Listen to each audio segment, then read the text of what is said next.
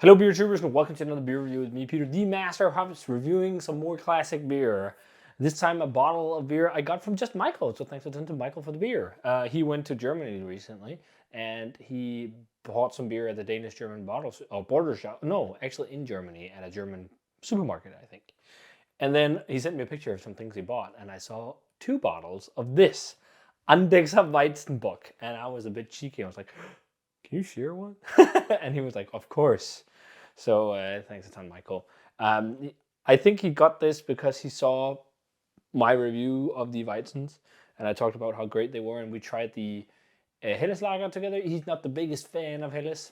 He's more of a Pilsner guy because of the hops, but he likes a good Weizen, and his wife also does. So he got some of the Andechs Weizens, I think, besides this one. Also the Bergbock Hell, which I also have to review, that I found on Beerdome.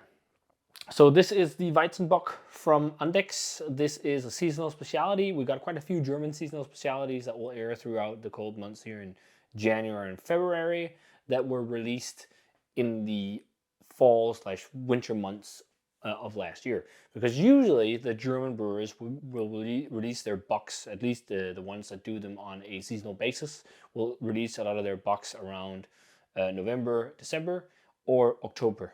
That's usually the time frame, and then they will be brewed, batch by batch until around January. And I think in Bamberg, the final day of Bock beer is it January 7th or 8th or something like that.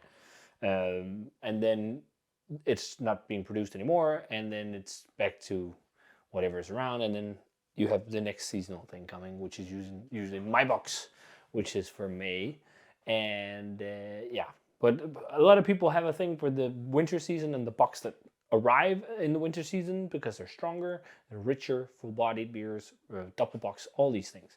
And I think though Andechs, their double bock dunkel is made year round. I'm not entirely sure, but this is a seasonal thing. So it is 7%, and it's brewed using classic German ingredients, Reinheitsgebot and all that. Well, technically, it doesn't have a Reinheitsgebot stamp, and I think Weizen are included in the Reinheitsgebot, though something's changed, so they could be a Reinheitsgebot beers because it's something like if a beer isn't brewed according to the Reinheitsgebot, you can't call it a beer in Germany on the labels. So yeah, they've got a lot of info on their website about it, which is really cool. You can read about how it was created in 2018. It's a fairly new beer, and then it was so popular that they kept doing it every year. So yeah, really cool that a brewery also like Andechs makes a new beer. So this brewery is mainly known for their Doppelbock and their Weizens. A lot of people highly praise their Weizens, and I understand why. So I'm really hoping this will be a banger. Using my Weizen Doppelbock glass, Weizenbock glass from Schneider, the Aventinus glass, I rarely break this out. I like to use it for the box. So yeah, a pale honey yellow kind of color. It looks more rust orange on camera, but there's definitely some yellow hues. There's maybe some apricot-y orange in the middle of the glass, and then it's got an off-white head. Let's take the aroma on this one. I also had this out of the fridge for just a little bit to not be ice cold.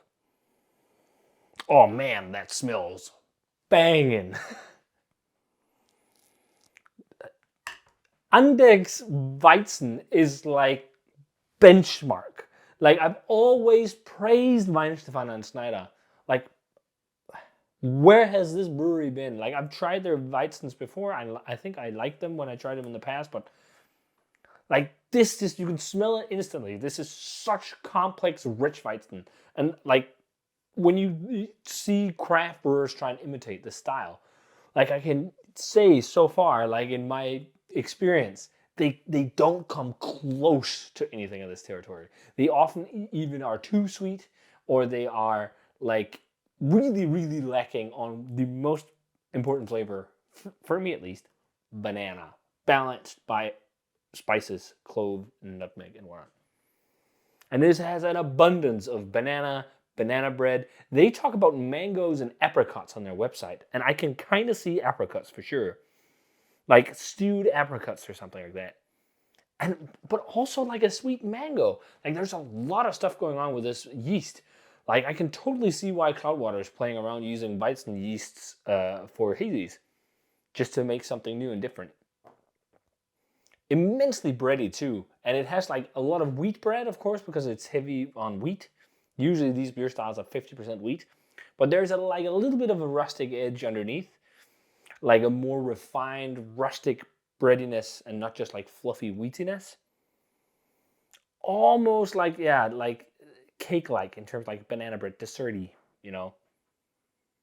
nuances. Or maybe even like a sponge cake or something like that. Like there's a little carrot bonsvia or something like that without or brioche maybe. Like it's like the sweeter breadiness as well. And then like that really lovely clove nutmeggy thing. They also say pear, stewed pears, like pear pie. There's so many layers to this. And I really hope, I haven't checked this on Untapped. I really hope this scores high. Judging by the aroma alone, this is going to be a treat. Let's try it. Cheers. Thanks a ton, just Michael.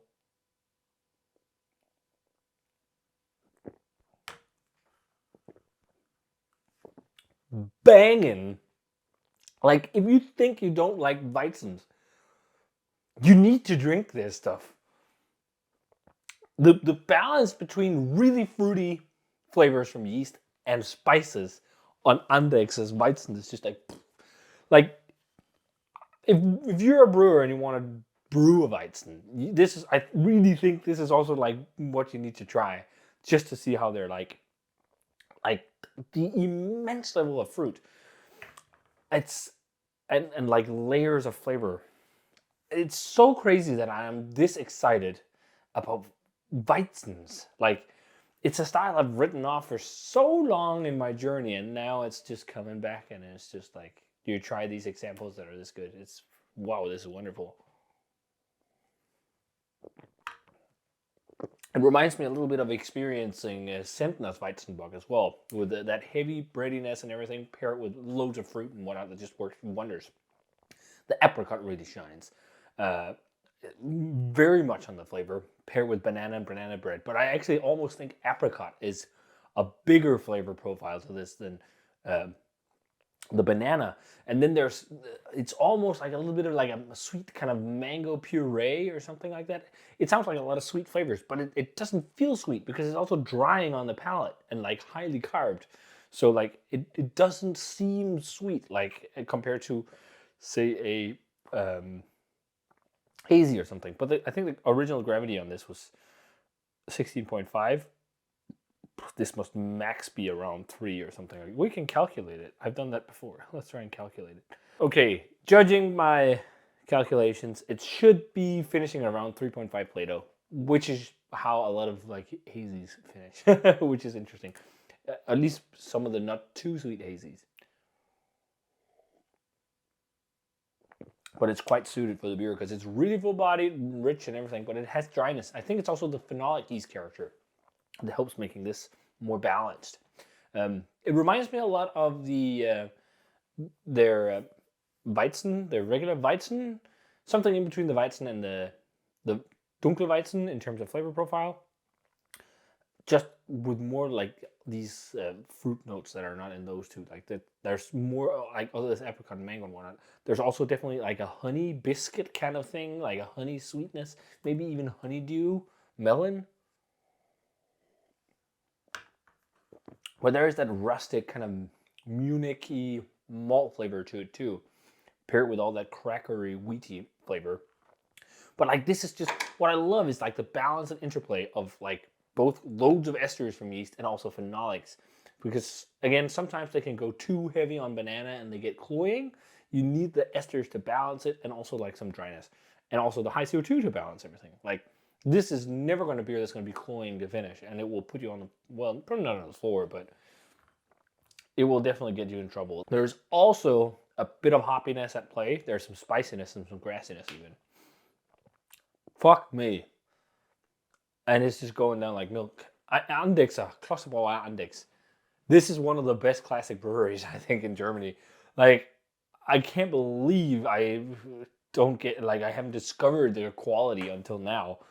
Like, over 13 years down the road doing beer blogging. Like, I've reviewed their beers in the past. I really enjoyed them, and it was on to the next thing. Maybe it's because I was more into all the modern stuff going on when I tried them. I'm not sure. But coming from this more traditional mindset right now and being more into traditional craft beers, let's call them craft beers because this is as much craft as modern stuff. It's just wonderful and complex and rich and like world class. Again, world class Weizen. I think these should be on the top of your radar to try if you want to revisit Weizens. Try their 3 Weizens and be amazed at the quality. Like this is equal, like maybe even better than some of the other classics. Like again, I haven't had Weizenstefan in a while. I really think Schneider is fantastic. It's amazing, but I don't know. I'm unsure if I'm starting to enjoy Andechs some more. But yeah, 95 world class, fucking dope Weizenbock. This is really good. I've got a few Weizens to try that I brought home. Thunweise is one of them. That was another brewery I was told to check out. Very known for the Weizens. I can't remember the name. They're regular Weizen and the Weizenbock to try, and also the Weizen, regular Weizen from Sintner, which was really good when I tried it at the brewery. But yeah, wonderful stuff. Here's to classic beer being amazing and getting the praise it deserves. Yeah, wow. If you guys had a chance to try the Weizenbock from Andechs, let me know what you thought of it.